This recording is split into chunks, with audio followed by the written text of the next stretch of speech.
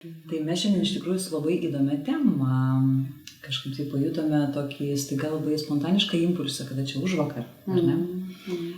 Dėl to, kad artėja keli koncertai, mano organizuojami ir kuriami. Ir menas, muzika yra daug platesnis reiškinys mano ir Marijos gyvenime, apie tai mes ir pakalbėsime, negu įprasta apie tai galbūt mąstyti arba tai matyti. Tai besiruošiant tiems koncertams, kurie didžiulis nuotykis ir man pačiai yra, ir mano komandos nariams visada, ir kolegoms, tai kilo impulsas pasidalinti apie tai, kas mums yra menas, kas yra muzika, kas yra dailė, kas yra poezija, kalbėjimo menas, kaip tik su Marija irgi dalinamės. Tai kadangi pati Marija irgi turi didelį kontekstą meno, ar ne? Kas pas tave tenai su menu, kokios sąsajos? Pirmiausia, tai gal aš tokį įvadą dėl mūsų to spontaniško sprendimo padaryti šitą susitikimą su jumis. Noriu savo pusę atskleisti, savo kortas išduoti. Tai va, tai Andrės koncertai, aš juose labai daug kartų esu buvus, visada kiek jie vyksta, tiek ir atvažiuoju.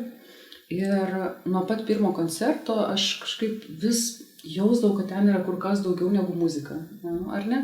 Vyksta išgyvenimai, kažkokios patirtys sunkiai nusakomos ir iš tiesų tai taip giliai sukrečia ir paliečia, kad man tai būdavo kaip neįtikėtinas klausimas, kas čia vyksta, bet ypatingai pradžioj, kol dar nesuvokiau, nemačiau tų sluoksnių. Ir tikrai realiai būdavo toks klausimas, kaip tai kūrėsi, kaip tai tveriasi, ar ne, iš kur gimsta. Ir šį kartą norėsiu pasidalinti, kad vyksta tavo koncertai, norėsiu pakviesti žmonės, ateikite į koncertą, bet aš kaip įžodinti, nes tu sakiniu vienu nusakyti, kas tai per įvykis, negali. Negali padaryti ten pusės minutės reelso, siela jūsų padainuos kartu su Andre. Išdalyti, bet taip yra. Bet taip yra. Tai va, tai norėjusi, kad atsirastų kažkokia situacija, kurioje mes galim kartu prisiliesti prie šito reiškinio. Man iš šitos vietos kilo noras šitam pokalbiui, kur galėtume patyrinėti, bet o tai kas yra tos situacijos, kuomet per meną įvairiausiom formom žmogus gali prisiliesti ir kurdamas tą meną prie labai gilių savo sluoksnių ir jame dalyvaudamas, jį stebėdamas prie labai gilių savo sluoksnių. Tai toks kontekstas. Taip, tai dėl to šita tema mums abiems labai įdomi.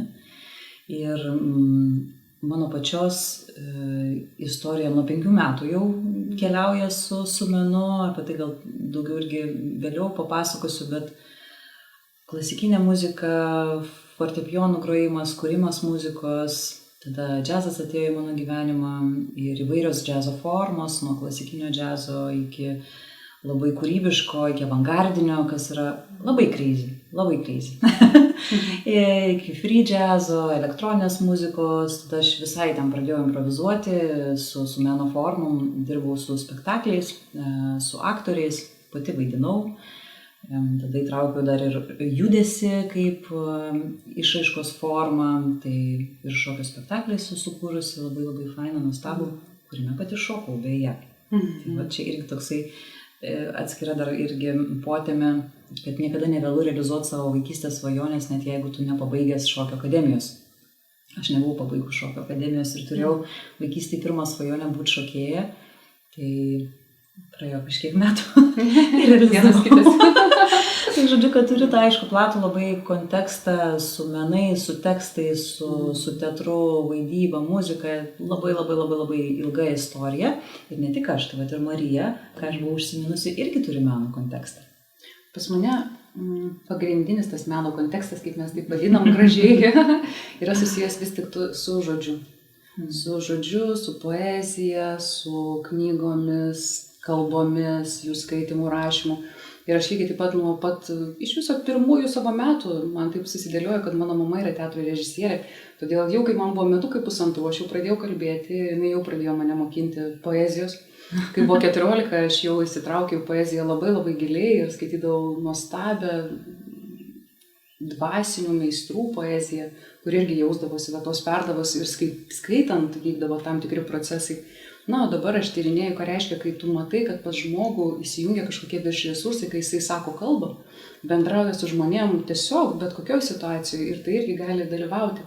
Nes kiekvienas net ir sakomas sakinys tavo gali būti išraiška tavo daug gilesnių kažkokių sluoksnių, dalių ir irgi gali reikštis kaip menas.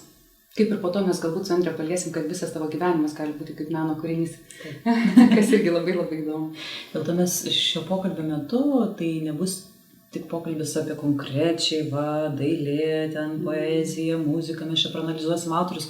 Ne, tai bus bet kuriuo atveju labai plačiam kontekste, kuris palies kiekvieną. Net jeigu jūs, pavyzdžiui, visai niekada nestudijavot, nesimokėte ir galbūt kažkur tai net viduje nedrąsiai turėjote mintį, kad kaip būtų nuostabu būti labiau kūrybišku, išreikšti save ir taip toliau.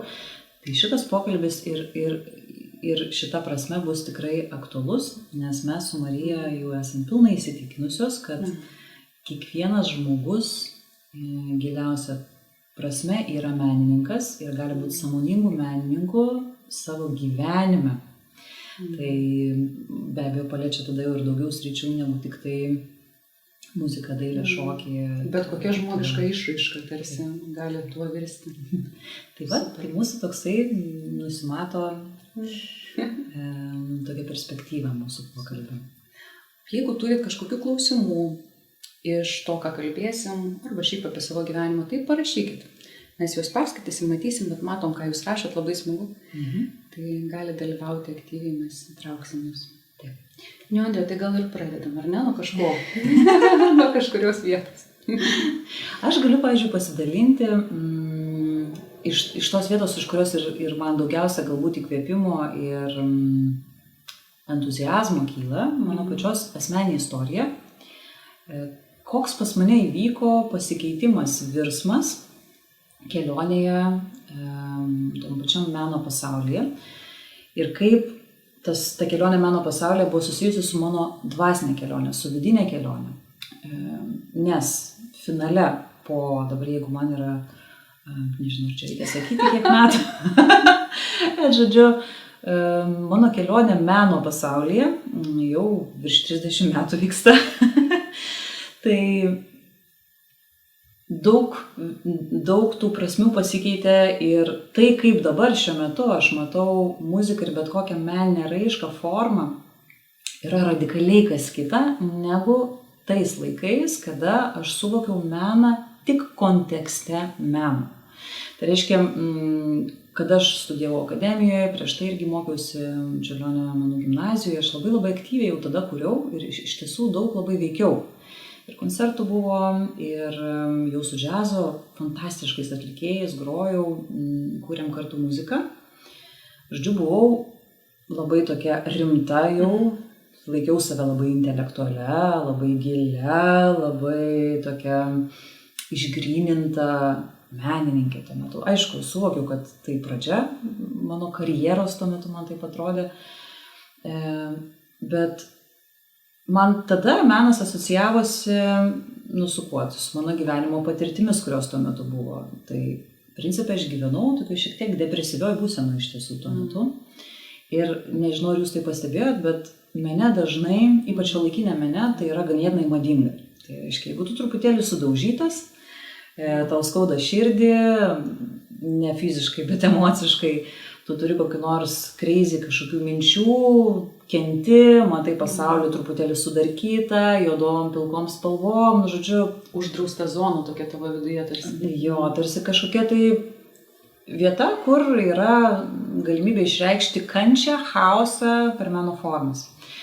Tai tada aš ir skaičiau įvairiausią egzistencialistus, įvairia filosofinius kontekstus ir man irgi taip atrodė. Tai aš ir gyvenau tokioje būsenoje ir mano meno išraiška irgi buvo ganėtinai chaotiška. Aišku, tame chaose yra tvarka, tai yra muzikos, meno, kompozicijos priemonės, kuriuom tu logiškai išreiški dalykus, kuriuos jauti. Tai net ir avangardinė, visiškai laukinė atrodo žmonėm, kurie neįpratę, nesuprantama muzika, jinai turi savo dėsnius.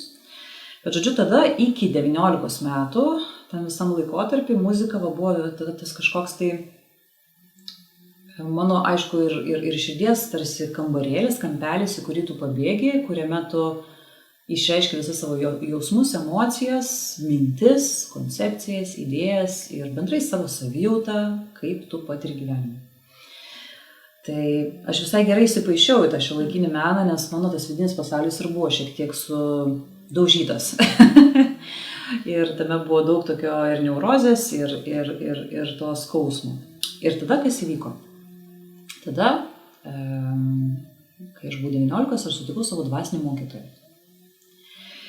Ir mano gyvenimas radikaliai pasikeitė.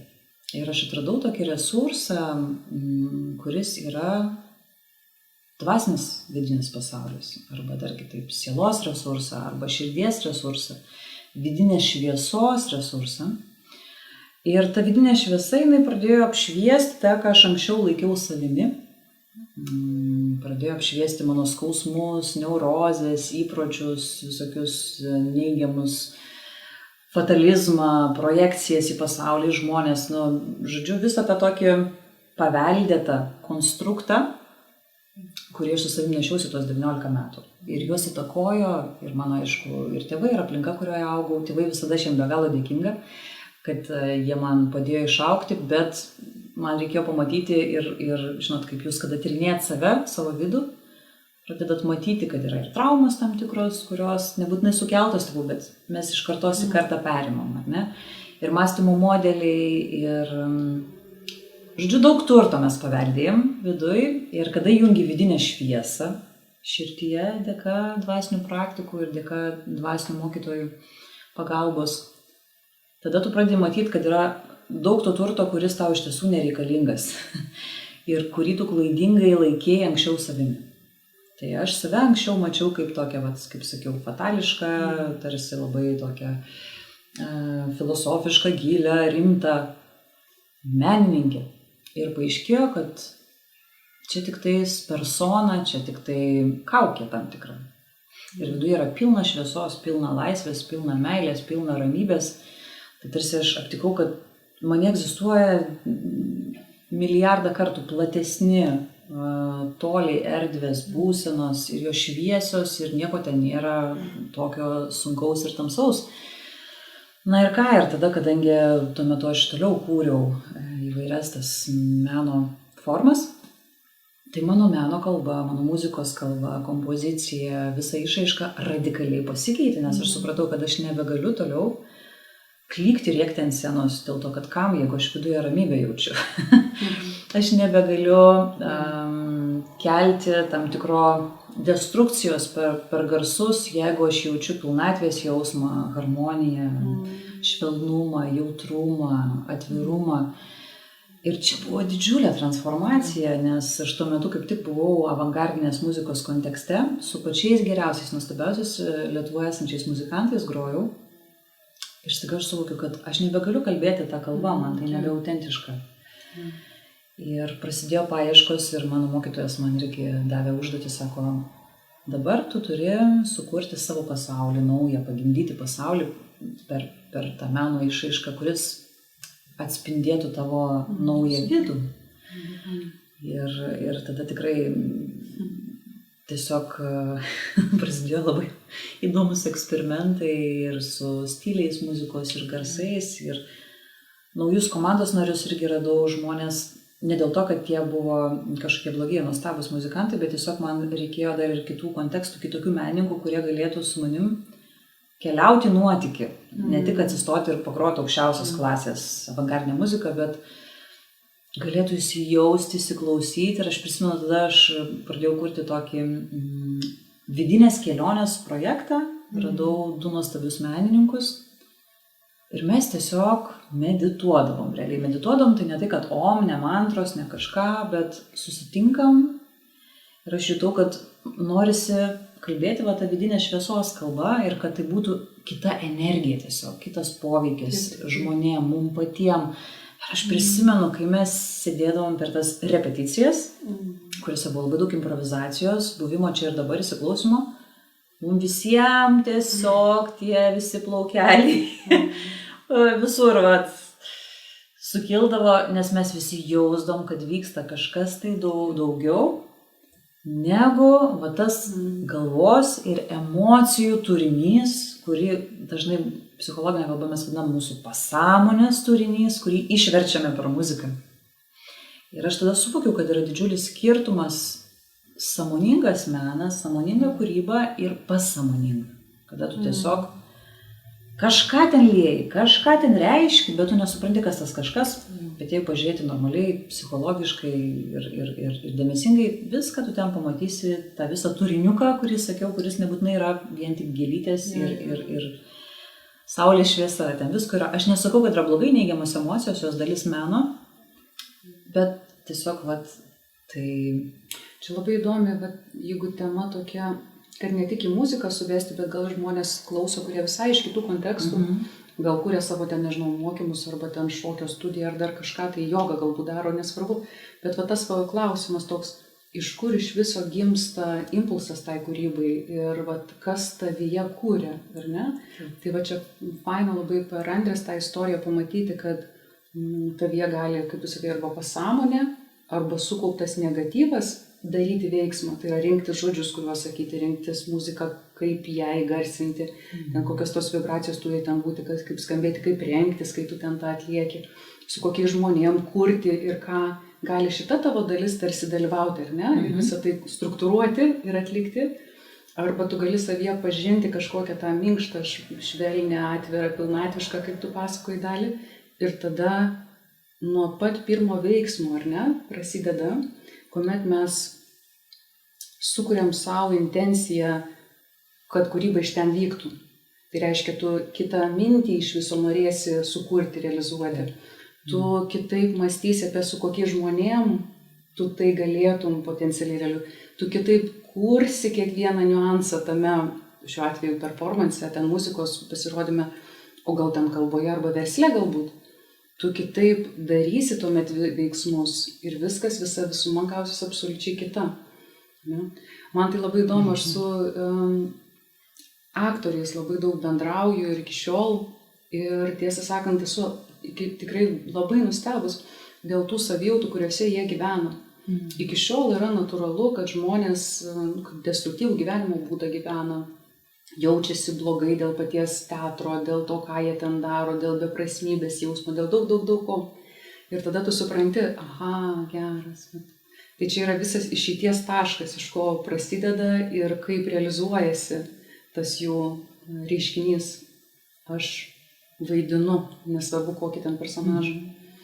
Tai labai įdomu. Kaip, Andrė, keičiasi pa žmogų ta vieta, nuo ko jinai pradeda keistis? Kaip mes galim atpažinti galbūt, kad iš viso gali būti kitaip? Kaip mes galim save pakviesti, keliauti nuo to pasąmoninio gyvenime kūrimo nuo kitos vietos kūrybą? Kas tai per kelionę? Kaip jį vyksta? Tai man kažkaip, aš jaučiuosi, kad man pasisekė, kitiem gal kitaip atrodo, čia kiekvienas pats nusprendžia, kaip mato savo gyvenimo kelionę, bet aš džiaugiuosi, kad kai aš sutikau savo dvasinį mokytoją, kad tas kelias praktikų, kurias mokytojas man pasiūlė ir visa ta tradicija tų meistrų šitam kelyje, jinai neįtikėtinai daug turi erdvės kūrybiškumui. Yra, pavyzdžiui, daug praktikų, kur tu tiesiog mokaisi dvasinę praktiką, nėra kalbos apie kūrybą kažkokią. Tu ten labai teisingai turi atlikti, nežinau, fizinės, dėmesio valdymo praktikas, kvėpavimo ar bet kokias kitokias. Ir tu tą kartoji daug metų, kol tu randi tą šaltinį savyje ir taškas. O šita tradicija, kurioje aš mokiausi ir mokinuosi toliau, jinai yra apie tai, kad tu ne tik mokaisi atrasti tą šaltinį ir ne po 10 metų iš karto čia ir dabar, bet ir mokaisi atradęs kažką gražaus savyje iš karto paversti tai į veiksmą. Ir mane mokino ne tai, kad eik iškart dainą sukurk šitą temą, bet nuo labai paprastų dalykų, visai kitų būdų arbatą padaryti, pavyzdžiui. Tu atradai savyje, tarkim, kokią nors ramybę, darydamas kokią nors praktiką.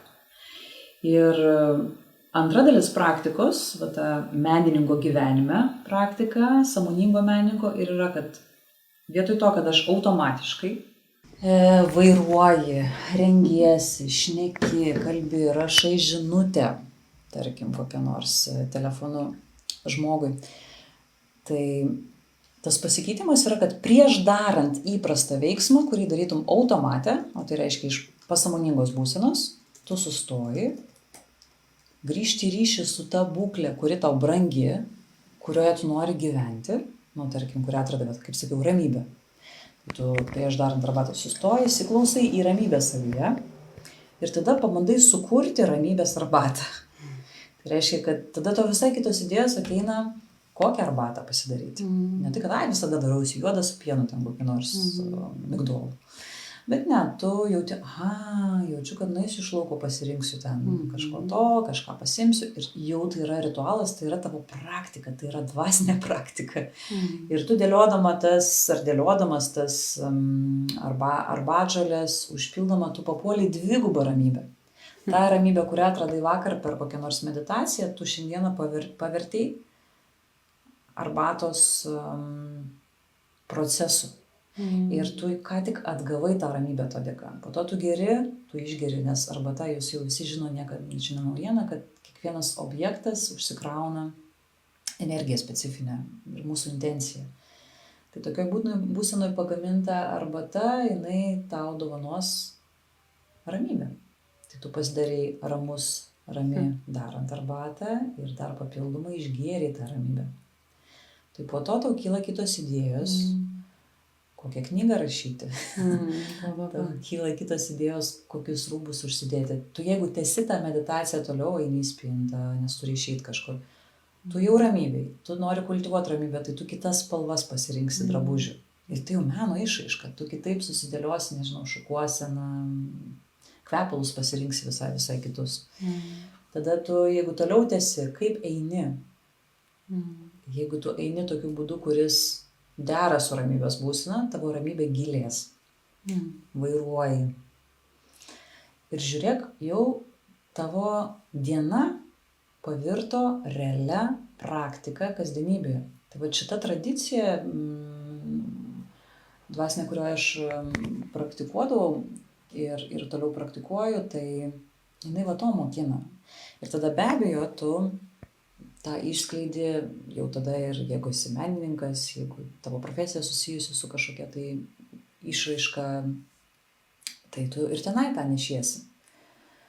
Va, ir tada labai įdomu pasidaro, nes viskas keičiasi, visa kalba, kurią tu kalbi, dainuoji, kuri, ir ką tik paminėjom, kasdieniniai, įprasti, buitiniai įpročiai tampa meno forma. Labai faina, kad sujungiam su kasdieniu kontekstu. Aš noriu dar grįžti prie meno kaip po meno. Tarkim, įsivaizduokim, kad tokiu būdu, ikonografijoje, tiesą sakant, kilo pavyzdys, ikonografijoje tai naudojama per šimtmečius dvasinėse tradicijose, kur vienuolis, kuris nori nutapyti ikoną, kažkokio šventojo, pavyzdžiui, ar iliustruoti kažkokį simbolį, jisai turėdavo melstis kartais keletą metų tyloje, tam, kad jis galėtų pradėti prisiliesti prie ikonos tapymo. Ir mums šiandien atrodo sunkiai suvokiama, nes kai mes atėjome iš to konteksto, kad savirealizacija, tas toks savo autentiškumo išreiškimas yra svarbiausia, nesvarbu, kas yra ten tavo viduje tuo metu.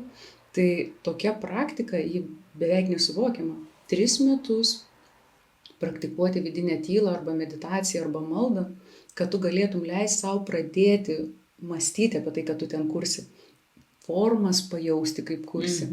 Tada rinktis, kaip tu sakai, spalvas, teptukus, ten medžiagas, viską, kad tu galėtum tapyti. Ir tik tada tu atlieki tą ikoną. Absoliučiai nuostabi kultūra. Ir iš tiesų Indijoje, pavyzdžiui, nes pasindus labai daug suvokimo, žinojimo ir apie tai, kad muzika yra dvasinė praktika, kad tai yra ekspresija, išraiška sąmoningumo iš tiesų. Ir pas juos lygiai taip pat. Pačioje pradžioje, pavyzdžiui, kai pradeda tave mokinti groti kokį nors instrumentu, tu porą metų net negali prisiliesti prie instrumento, tu tik žiūri į jį. Tu žiūri instrumentą ir žiūri, kaip to mokytojas jo groja. Tada tu galėti eiti išmokti nuvalyti instrumentą. Tam suderinti, paruošti, bet tu dar jo net nebandai groti. Ir dėl ko? Dėl to, kad tu turi pirmiausia išgirsti būseną, kurioje tai daroma, perimti kultūrą, jauseną, kurią perduoda tavo mokytojas. Ir dažniausiai Indijoje tikrai muzikantai yra ir dvasiniai meistrai. Tai aš irgi to įkvėpta ir ateinančiose koncertuose būtent renkuosi ir tantrinės eilės, ir sufijų eilės, tą įkvėpimą tiems koncertams, nes būtent šitose kultūrose menas visada ir būdavo tokiu principu mokinamas, kad tai yra labai sakralus reiškinys, kuriuo tu šią akimirką komunikuoji su viskuo, kiek tu moki, su visata, su kiekvienu žmogum, kuris dalyvauja tam procese, su visko, kas gyva, su visa gamta. Tai yra tas pokalbis, arba galima erotiškai pasakyti, toks kaip meilės aktas, mylėjimasis su visko, kas gyva tuo metu. Ir tai, ką tu jauti, kaip tu rezonuoji su visa aplinka, kaip tu jauti tą susietumo jausmą su viskuo, tai susikoncentruoja į garsą, į žodį, į vibraciją garso, į bet kokio, ar į šokį, į judesį, ar į, kaip tu ir paminėjai, dailę. Ir tai yra tiesiog kiti kūriniai. Tu, kai atini tokį paveikslą, pavyzdžiui, pamatyti savo namuose, tai irgi turiu tokių paveikslų sukurtų medituojančių dailininkų, kada tu atsistoji prie paveikslo. Ir net jame, jeigu nėra kažkoks siužetas išpaišytas, tiesiog modernus, moderni išraiška, su tavim tiesiog vyksta procesai. Tavo vidus tave pradeda plėstis, tavyje atsiranda tos būsenos, kurios yra tame paveiksle. Lygiai taip kaip su tom ikonom, žymiausios jų yra jau kaip čia, net nestebėtina, kad žmonės ateina prie jų verkti pradeda, pavyzdžiui, arba tenai stovi, užsimerkia ir kažkokios kelionės su jais vyksta ir taip toliau. Bet kaip įdomu, žinai, Andrė, pirmą kartą apie tai susimąsčiau, kad kai yra paveikslas, tai mes galim prie jo grįžti ir grįžti kokią nors galeriją ten 100 kartų. O koncertas, jis įvyko ir baigėsi, ir jis dingo, ar ne? Tiesa, ja. Aha, man tai priminė, žinai, kaip irgi dvasinėse kultūrose iš tam tikrų būsenų mandalas dėlioja iš smiltelių, dėlioja, barsto ir kažkada viską nušluoja. Tai koncertas, bet ir šiuo atveju tie koncertai, kurie vyks, jie realiai yra su tuo užpildymu, kuris galimas tam ilgai liekančiam mene, bet jis yra kaip mandala. Tikrai. Mes ateisim, kažką patirsim, kažkas su mumis įvyks ir tada išsiskirstysim. Ir labai fainas, nuostabus dalykas, aš prisimenu anksčiau, kada kurdavau kažką, jausdavau labai didelę atsakomybę, kad čia aš kuriu, sukursiu, aš pristatysiu auditorijai.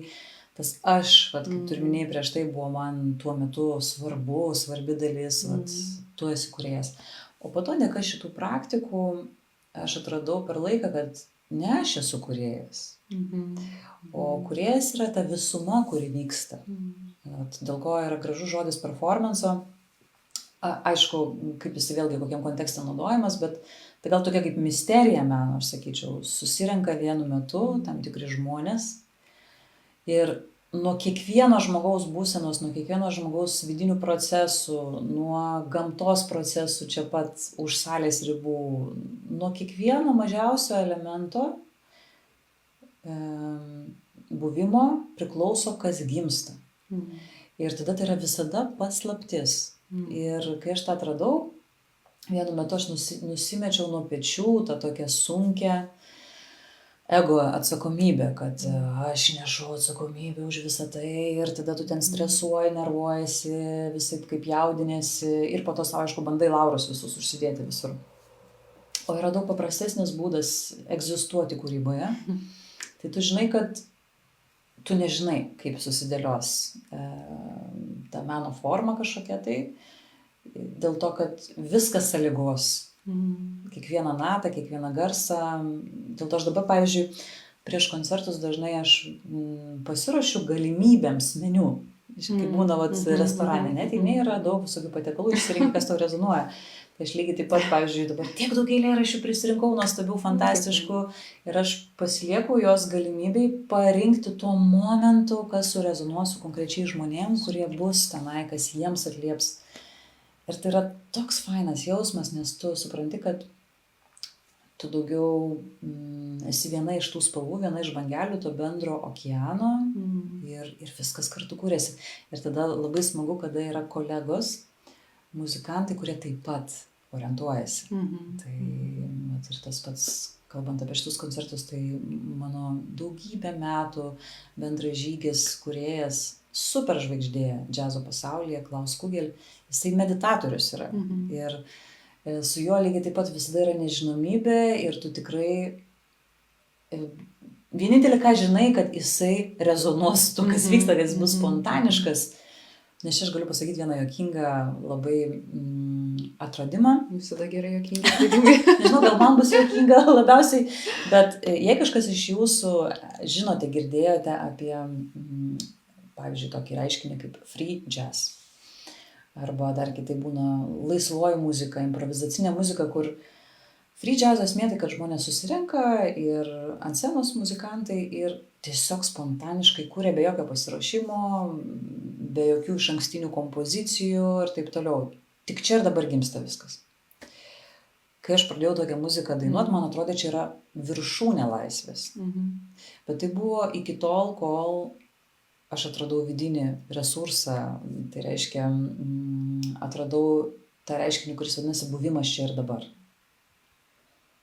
Ir tai yra kita laisvė. Ir aš prisimenu, tai, kas man anksčiau atrodė absoliuti improvizacija, netikėtumas, va toj muzikoje laisvoje, aš staiga pradėjau prognozuoti. Aš atsistoju ir aš galiu, arba klausau įrašą kokį nors muzikanto, kuris groja laisvą muziką, spontanišką, ir galiu į priekį prognozuoti, kas pusę minutės, kas bus. Ir aš tada suvokiau, kad ten nėra laisvės. Kai būna žmonės irgi sako, va, aš laisvas toksai, aš elgiuosi taip, anaip trečiaip. Visada yra gilesnės priežastis, iš kur tavo laisvė kyla. Ir tada aš pamenu, išgirdau tokį duetą medituojančių dviejų žmonių, kurie nėra profesionalūs muzikantai, bet jie ten balsais išdarinėjo visokius garsus ir taip toliau. Ir tai nelabai skambėjo iš muzikos pusės profesionaliai, bet aš pirmą kartą išgirdau realią laisvę muzikoje.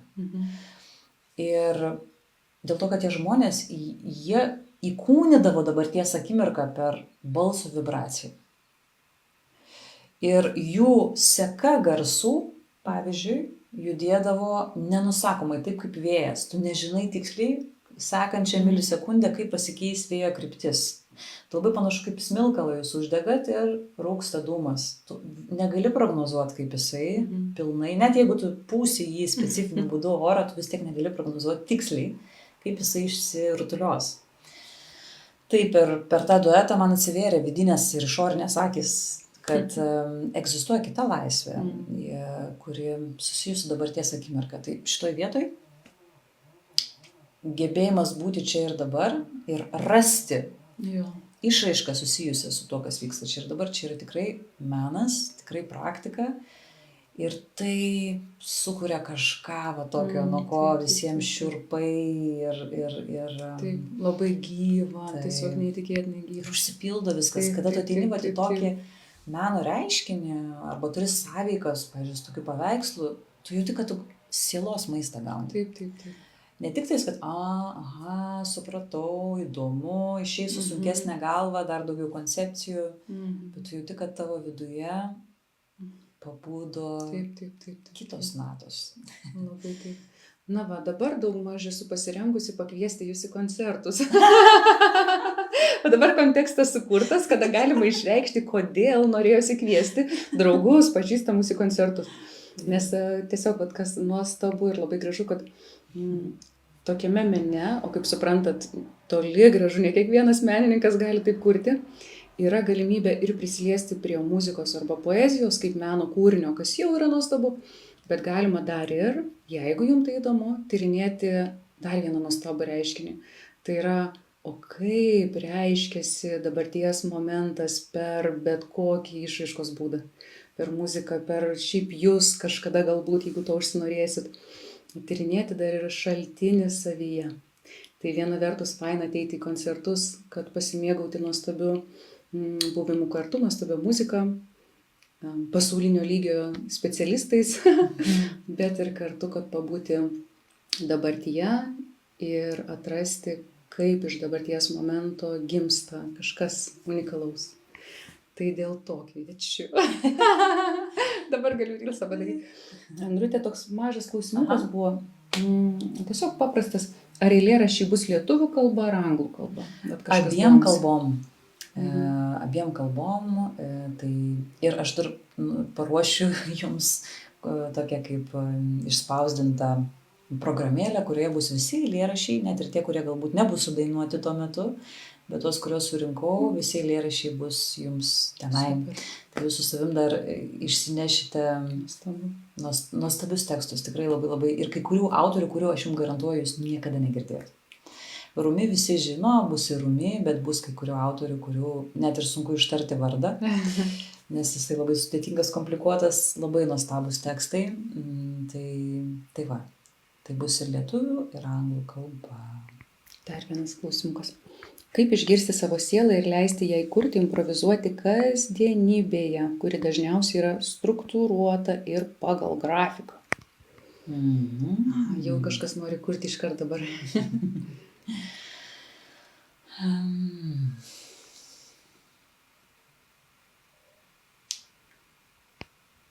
Atsakyti į tokį klausimą kartais prireikia 9 metų, kartais 10 metų.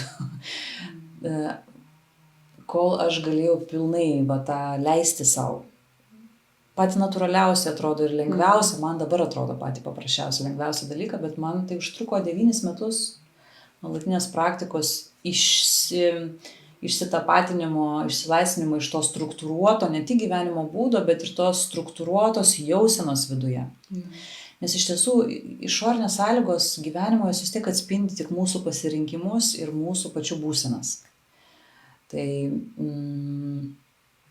čia tiesiog toksai dalykas, bet tą, ką galima dabar pasakyti ir trumpai, tai nuspręsti savo gyvenime kurti iš sielos būsenos. Žinokit, sprendimas, pasirinkimas, kad tai tau svarbu ir tai turi būti tavo gyvenime, yra esminis impulsas, kuris viską keičia. Galima būtų dabar pasakyti 10-15 praktikų, kurios padėtų sielos būsenai, ten, nežinau, paišyti, šokti, dainuoti ar bet ką daryti. Galima būtų pasakyti daug patarimų, bet aš dalinuosi, kaip aš bent matau priežastį. Tai yra sprendimas. Yra kažkuriuo metu, kada tau atsibosta būti to didelio konstruktoriaus funkcionuojančių varšteliu ir tu jauti, kad aš noriu kitokių būsenų, aš noriu kitokios laisvės, aš noriu... Tiesiog, kodėl aš šitam gyvenime privalau tik tais taip gyventi, kaip esu įpratęs prieš tai, ar man kažkas pasakė, ir aišku, dabar tai tapo įpročiais. Tai va tas sprendimas nuspręsti, skirti, pavyzdžiui, į dieną valandą arba 2 buvimui nestruktūruotose aplinkose, kaip pavyzdys, nežinau, namuose, užsidarai duris, kažkokį kambarėlį su užrašu.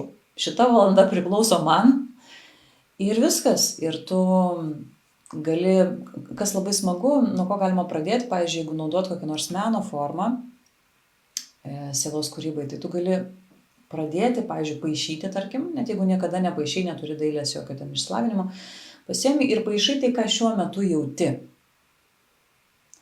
Aš irgi naudoju tokią smagią techniką, čia gali būti per paišymą, gali būti per šokį, gali būti per rašymą, intuityvų, gali būti dainavimą, grojimą, bet kokį instrumentų. Tu pradedi, pirmiausia, skiri laiką, kad nieks tau nemaišo, netrukdo ir tu negalvoji apie tai, kad turėsi tuoj pabėgti už 15 minučių, ar ne? Tai bent valandą turėti tokio laiko. Atsisėdi ir, pavyzdžiui, su paišymu, nepradedi iškart paišyti sielos pasaulio, nes labai dažnai tai, kai tu pradėsi savęs klausytis, girdėti savo vidų, tu aptiksi, kad ten yra daug triukšmo. Galbūt įtampėlių, ką tik po darbo grįžus, fizinių įtampų, emocinių, mintis kažkokios apie darbus sukasi ir taip toliau. Tai labai smagu yra atsisėsti ir išpaišyti, ar išdainuoti, iššokti tai, ką tu šiuo metu jauti. Ir net jeigu tai yra triukšmas galvoje, net jeigu tai yra sunkus pojūčiai, tu juos paišai. Ir kažkuriuo metu po paišymo tokio 20, pavyzdžiui, minučių, kaip čia tu nusemi viršutinį sluoksnį sudrumsta ir po to pradeda tekėti per tave švarus sluoksnis, vandens pavadinkime, ne? Tai reiškia, po va to triukšmo sukaupto nuovargio įtampų išpaišytų staiga pradeda reikštis kažkas tai, ką tu galėtum pavadinti sielos resursų. Tai reiškia švelnumas, jautrumas, tyla, ramybė, džiugesys, noras atsiverti, jau tai tokio atsiverimo pojūtis. Čia taip tu sluoksniais, išpaišant, iššokant, išdainuojant, išgrojant, keliauji tarsi į priežastį vis gilesnę savo egzistencijos. Nuo paviršinio triukšmo iki va tų resursų, kurie yra už triukšmo. Ir šitie resursai šviesos, meilės, ramybės pas kiekvieną žmogų yra. Kiekvieno žmogaus esmė yra tai, yra ta šviesa. Tai va toks paprastas pratimas, tokia paprasta meditacija, kuri čia iš tikrųjų ir saviterapija labai gera. Nes kada tu prapaišai, prarašai, pradainuoji, prajudi, prašoki, tą triukšmo sluoksnį tau palengvėja tiesiog. Tai gali tada nesustoti, kai palengvėjo, o paišyti palengvėjimą, pavyzdžiui. Išpaišyti palengvėjimą, po palengvėjimo pamatysi yra kažkoks tai dar kitas sluoksnis ekstazės, malonumo ir taip galima keliauti iki pat tiek, kol tu jautiesi pasisotinęs. Ir jauti, kad pagaliau aš toje stotelėje, kurioje jaučiau, kad noriu būti šiandieną. Tai va, tai čia toks paprastas dalykas.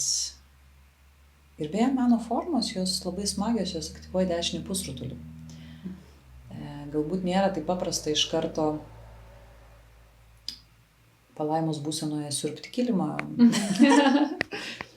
Bet kaip kam čia, vieniem lengviau taip praktikuoti, kitiem taip.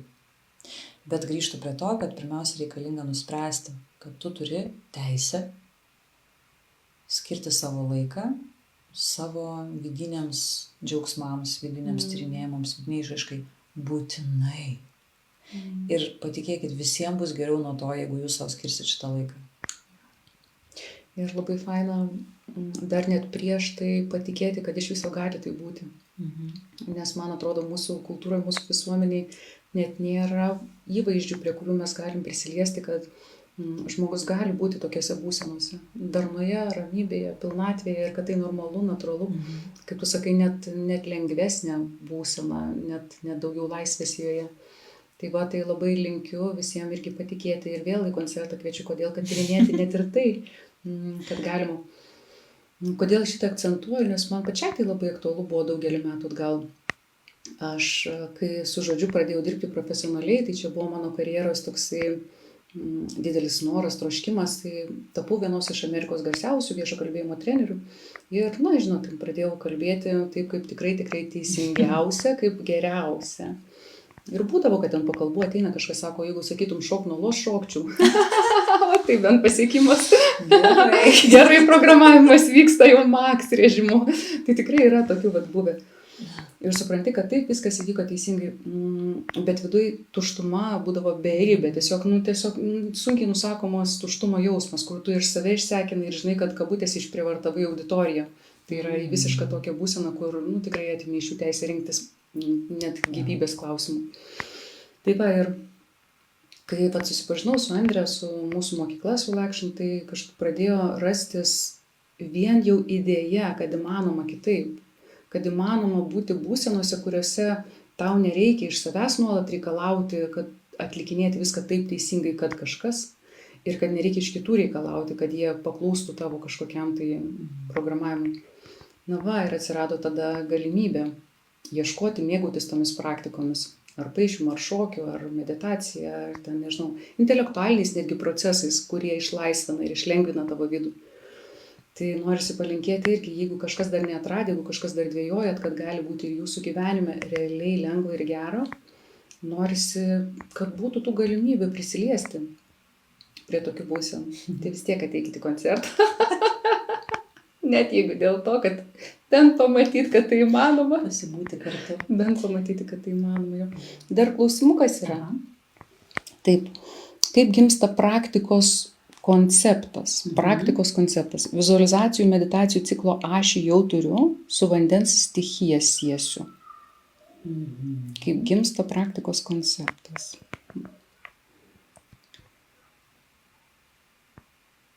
Taip. Tarsi žmogus, suprantu, jau sukūręs savo kurso kažkokį gabaliuką apie meditacijų.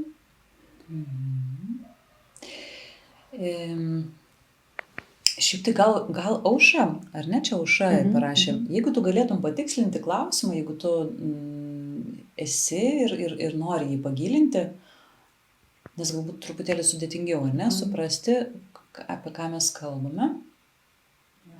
Nes dažniausiai bent jau tos praktikos, kurias aš praktikuoju arba siūlau savo studentams praktikuoti Soul Action mokykloje, tai jos yra tos, kurios kaip tik padeda užeiti už bet kokių koncepcijų ribų. Tai reiškia atrasti savyje tokį resursą, kuris yra tiesiog didelė, nuostabi, kūrinti jėga, pilna meilės, džiaugsmo, šviesos ir bet kokios koncepcijos yra tik šalutinis, gali būti kūrybinis reiškinys. Tai bet kuriuo atveju yra du variantai, kaip mes net ir koncepcijas kūrėme, ar ne? Vienas variantas yra, kada kūrė mūsų protas, kuris žino, remiasi, protas, kas yra vis tiek sukaupta visuma tam tikrų žinių ir patirčių, įsitikinimų, taip toliau. Tai bet kokią koncepciją mes sukursime, dažniausiai jinai nebus labai nauja. Aš prisimenu, kad aš gavau tokią praktiką pradėti stebėti savo proto veiklą, tai stebėti savo mintis tiesiog, iš kur jos kyla, ką jos kuria, apie ką jos, realiai girdėti, ką nuolatos tavo generuoja ta dalis proto, kuri yra mintis. Ir aš tuo metu, kai pradėjau šitą praktiką daryti, kaip sakiau, jaučiausi labai kūrybiška, labai laisva asmenybė. Bet kai aš pradėjau girdėti savo mintis, stabiliai, kiekvieną dieną stebėti, girdėti, ką jos ten kuria, aš buvau šoke, nes aš suvokiau, kad aš ne vienos nesukuriu originalios minties. Kad visos mintis, kurios sukasi mano galvoje, tiek dėl kūrybinių projektų, dėl to, ką daryti, ką veikti, bet koks turinys, yra tiesiog iš kažkieno pasiskolintos koncepcijos. Ir kad yra kaip tokia, žinot, kaip papūga išmoksta, išgirsta kažkokį tai turinį šalia ir po to kartoja. Tai man tada pasidarė įdomu ir smalsu, ar aš galiu pati sugeneruoti originalią kokią nors mintį arba originalią koncepciją, originalią idėją. Ir kurį laiką aš tikrai buvau atsisakiusi bet kokių autorinių teisių. Juokais kalbant ar ne, bet iš tiesų supratau, kad protas yra, tas, kas generuoja mintis, yra jau sukauptas žinojimas. Jis nėra naujas. Ir tada man buvo įdomu, ar gali gimti kažkokios tai mintis ne iš proto, ne iš sukauptos patirties. Ar yra kokia nors resursas, iš kurio gali gimti originali mintis, kaip pavyzdžiui, ką mes žinome apie tos genijus, ar ne, kažkokios tai Einšteino kažkoks atradimas, kuris nebuvo atrastas prieš tai. Ar ten Teslos atradimas, kuris nebuvo atrastas prieš tai. Ar kokio nors Budos atradimas, kuris neaišku, ar nebuvo atrastas prieš tai, nes buvo ir kitų mokytojų, kurie atrado, žmonių tiesiog, kurie atrado tokius dalykus. Tai yra tokios būklės sąmonės, kuriuose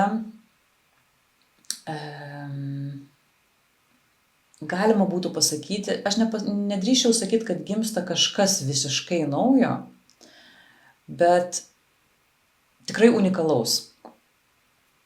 Tai man pačiai visai neseniai, bet čia aišku kita tema, aš neišsiplėsiu, bet aš neseniai esu pristačiusi, parašiusi knygą Žinutės iš Šivos kalno Arunačalo. Tai čia aš tyrinėjau visai kitokį būdą, rašymo būdą, kuris tiesiog atrodo susijęs su proto veikla, ar ne, su logika, su žodžiais, su minčių dėstymu, konceptais ir taip toliau. Ir mano didžiausias atradimas buvo, kad visa knyga gimė iš tuštumos, iš visiškai tylios sąmonės būklės, kurioje aš nemačiau nė vienos minties. Jei kam bus įdomu apie tai, jūs galite tiesiog pasiskaityti pačią knygą, jinai ir audio formate yra, ir fiziniam formate galima dar įsigyti. Tai aš ten aprašiau savo istoriją, papasakojau, kaip vyko tas rašymas. Tai galima parašyti knygą, būnant visiškai tylioj sąmonės būklei, neturint jokių koncepcijų ir nesiremiant savo praeitimi, nesiremiant savo patirtimi. Tai labai įdomus tokie irgi egzistuoja dalykėliai. Aušra patikslino klausimą. Noriu sukurti rinkinį vakaro vizualizacijų atsipalaidavimą. Tai tą, ką aš galėčiau pakomentuoti, kaip aš kuriu konstrukcijas kažkokias, tai meninės, ar tai yra vizualizacijos, ar tai yra muzika, ar tai yra, na, žodžiu, mes norim sukurti kažkokį kūrinį, kuris specifiškai paveiks auditoriją, ar ne, ir tave patį. Tai mano vienintelis pasidalinimas būtų, kad labai svarbu kurti tą dalyką, būnant toje būsenoje, kurios poveikį tu nori sukurti. Pavyzdžiui, jeigu tu nori sukurti atpalaiduojančią žmogų giliai vizualizacijas, tada aš bent jau kaip tai daryčiau, tai pirmiausia, aš įeičiau į tą atsipalaidavimo būseną, nestreso jokių būdų, ir tada iš tos atsipalaidavimo būsenos aš rinkčiausi spalvas, siužetus, eiliškumą, pavyzdžiui, kaip išdėstytas vizualizacijas, taip toliau, na ir visus kitus elementus. Tada tie pasirinkimai bus susiję su ta būsena ir jie atspindės labiau tą būseną. Nes dažnai būna žmonės kaip tik ir daro priešingai, kad jie turi idėją, aš noriu ten, pavyzdžiui, perduoti meilę. Ir visiškai streso būsenoje kuri tokį projektą. Nes tiesiog asmenybė tavo ambicinga kokia nors ir jinai nori gerai padaryti, perfekcionistė. Aš ir apie save iš praeities pasakoju, nes tas taip ir būdavo, idėjos buvo kažkokios wow, o kurdavau įtampoje, norą tiesiog gerai padaryti, va to perfekcionisto būsenoje.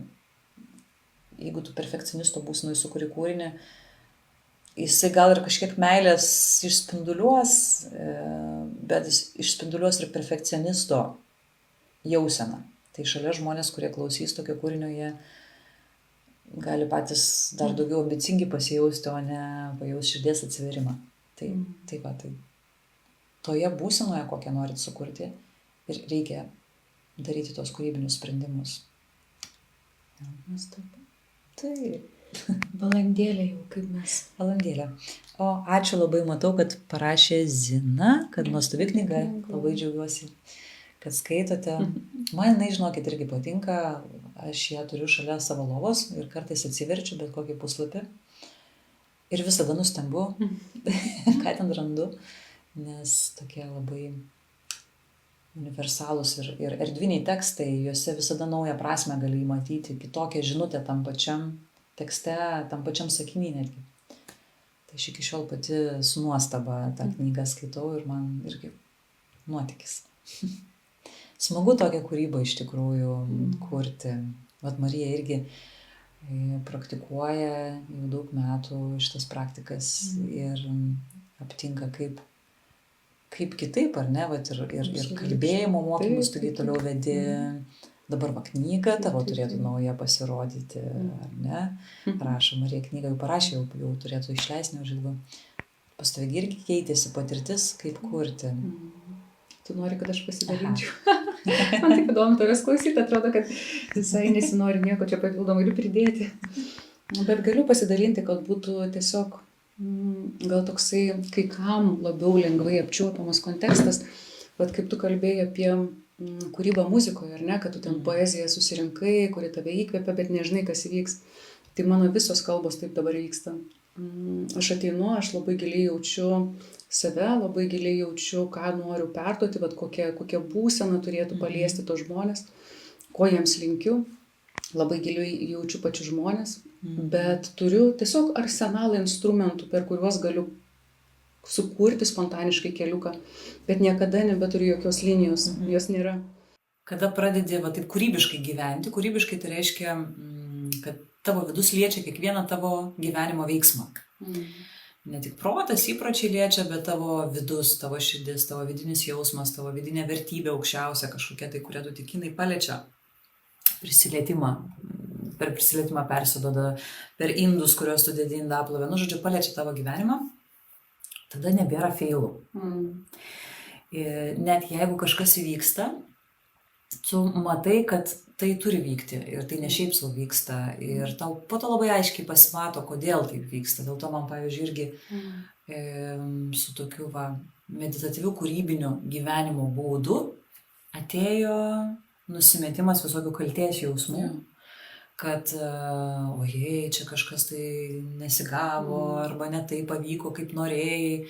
Va ta visa nesąmonė, ta savigrauža, toks kažkoks keistas gėdos jausmas, jisai tiesiog išnyksta, nes tu supranti, kad visada grožis yra realybėje, tokioje, kokia jinai yra realiai, kaip ir gamtoje. Gamtagi graži dėl ko? Dėl to, kad vienas lapelis džiūsta, kitas pūva, kitas dygsta, kitas skleidžiasi.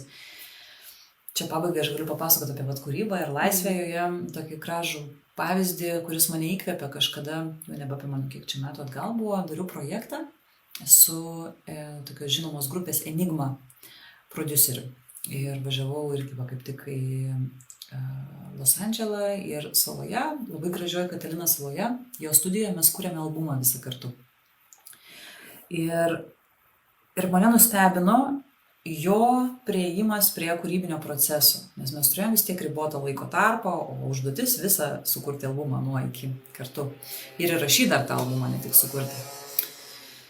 Ir eina viena diena, antra, trečia, ketvirta, jisai tiesiog vis mane kviečia eiti kažkur kavos pagerti, po salą pasivaikščioti, pasimaudyti, žodžiu, linksminasi su kiekvieną dieną, o aš jaučiu viduje, man po truputėlį kyla įtampėlė, kada mes pagaliau pradėsim dirbti.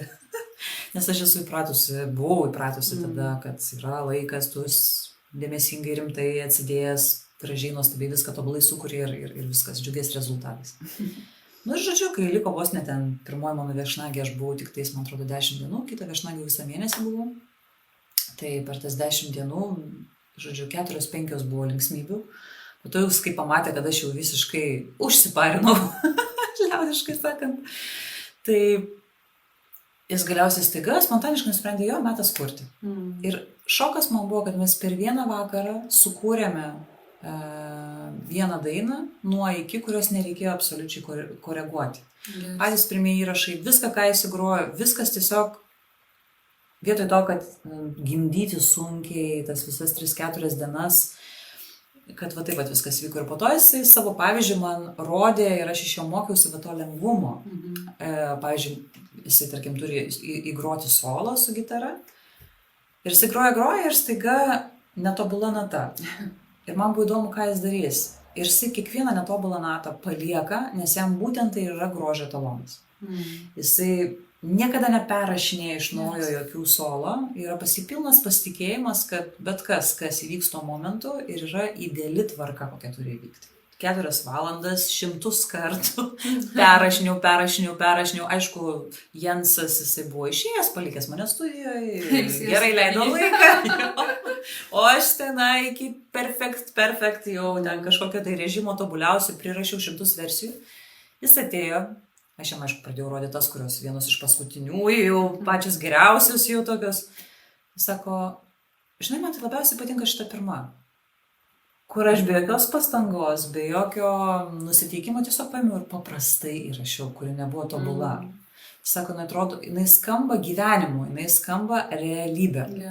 Tik po to aš taip jį stebėdama ir mokindamas iš jo suvokiau, kas yra tas realybės skambėjimas, kad tai yra tas gyvas jausmas to, kas nėra tobulai išsiucinta. Ir tai davė irgi tokį fainą labai pamoką apie atsipalaidavimą kūryboje, kad nėra feilų. Kad kiekvienas bet koks nesusipratimas iš tikrųjų yra nuoroda, kur link turime judėti. Kaip pavyzdys, šitas garso pranekimas davė impulsą kitai temai, negu aš buvau pradėjus kalbėti. Jis visiškai išnyko, nėra jokio feilo jausmo, kad nebėra tos temos galvoje, tiek kita. Tai pamėlėjai, tai dar galime porą minučių skirti, jeigu yra kas nors, kas turi klausimą. Iš šį albumai klausia. Tai šitas konkrečiai albumas yra The Goddess. Ir kaip minėjau, galima rasti ir videoklipus, ir visą albumą Spotify. ir YouTube galima rasti daug, tai galėsite pasiklausyti. Tokia dar visai kitokia muzika. Labai daug įvairios muzikos esu dainavusi. Žmonės kartais nesuveda, kad čia tas pats atlikėjas, nes jeigu išgirstumėte avangardinį diską, beje, galiu išduoti paslaptį, jeigu smalsu, galite paklausyti, bet to nebus koncertas ateinančias, įspėjau. Neįsigaskit. Bet vat mūsų free džiazo, laisvojo avangardinio džiazo albumą mes rašėm su tuo pačiu Klaus Kugel, nes jis yra laisvosios muzikos atlikėjas. Ir nuostabių ukrainiečių kontrabosistų, fantastiškų Mark Tokar. Tai mes turėjom tokį trio daug metų atgal ir rašėm albumą pavadinimu Varpai, kurį išleido vokiečių leidybos kompanija. Ir jis iš tikrųjų labai gerus įvertinimus gavo konkrečiai tos muzikos kontekste. Tai ten labai crazy muzika. Yes. Net aš irgi negirdėjau, žinai. Ar ne? Tai aš to galėsiu padovanoti. Jisai labai tinka, jeigu važiuojate vėlai naktį automobiliu ir bijote užmigti. Užsileisti tikrai nemiegosite. Labai gerai. Praktiškas. Tai ten yra tikrai crazy dalykas. O po to paklausykit The Goddess, lygiai priešingai. Tai žodžiu, čia labai smagu, tai va, žaisti, tyrinėti, nebijoti improvizuoti. Ir dar paskutinį dalyką, kokį noriu pridėti, kad aš manau, kad daugumai gal jau suprantama yra šiais laikais, kad tikrai nėra svarbu turėti konkretų išsilavinimą. Kad galėtum pradėti šokti, galėtum pradėti dainuoti. Jeigu tik jaučiat, kad turite vidinį tą nerealizuotą menininką savyje, kurkit, darykit, svarbiausia įtikinamai daryti. Jeigu tu tuo esi užtikrintas, esi kaife, kai tu tą darai, totalus jautiesi, kai tai darai, tai nesvarbu, ką darysi, tai bus įdomu žmonėm. Bet čia yra irgi įdomus atradimas, nes kartais tu gali klausyti, matyti, žiūrėti meną, kurį kūrė žmogus labai gerai, virtuoziškai, techniškai, bet be tos dvasios, be dalyvavimo, jisai tik galvoja sėdi ar galvoja iš vis apie rytojų, darydamas, nežinau, grodamas filharmonijoje.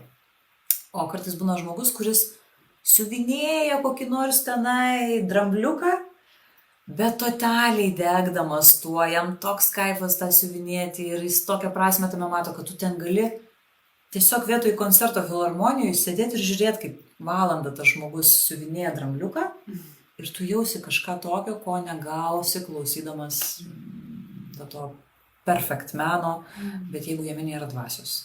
Tai totalumas, totalus įsitraukimas, man atrodo, yra esencija meno, kuris paliečia. Tai jeigu tu totaliai darai arbatą, totaliai lygini marškinius, arba totaliai kokią nors gėlytę paišai, jinai bus stipri, jinai veiks ir tave, ir kitus. Tai totalumo linkime. Na ką, tai gal mes jau ir judame pabaigą, ar ne? Man atrodo, jau. Laisvai paimprovizavome. Tikimės, kad gal jums buvo ir fainai įdomu, ir išgirdote save mūsų pokalbyje.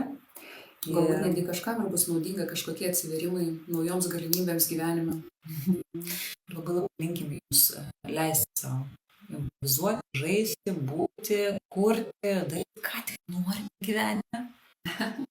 Gyvenimas priklauso jums, tai yra dovana, kurį reikia iššokuoti, o ne vargelis, kurį reikia nuvargti ir kažkaip nugyventi. Nebent patinka. Jeigu patinka vargti, tai čia irgi yra. Mėgautis varstant. Na va, o tada aš jūs kviečiu kartu su Marija susitikti jau mūsų ir koncertuose 28 dieną, jau šį penktadienį. Mes grosime Zapyškio bažnyčioje labai gražioj, prie upės, gamtoj, šalia Kauno. O Liepos 2 dieną būsime prie Vilniaus Laumžirgių žemės, irgi labai magiškoje erdvėje, labai gražioje erdvėje. Kas nesat buvę, tikrai, vat irgi Laumžirgių žemės įkūrėjai kūrė erdvę, kuri gyva, kuri komunikuoja su tavim, daro poveikį, tai bus labai, labai smagu. Ir beje, Liepos 2 dieną lauks dar papildomas siurprizas tame koncerte, kurio dar negaliu išduoti, bet jau neužilgo. Jau nekantrauju išduoti. Jau noriu išduoti. Ne, išduosiu. Tai prisijunkite. Abu koncertai bus visiškai skirtingi, spontaniškai, kaip jau ir supratot iš mūsų pasidalinimo. Tai tiesiog gyvas buvimas kartu muzikos ir žodžio ekspresijai. Lauksim visų. Ačiū visiems, kad dalyvavo. Dėkui jums ir iki.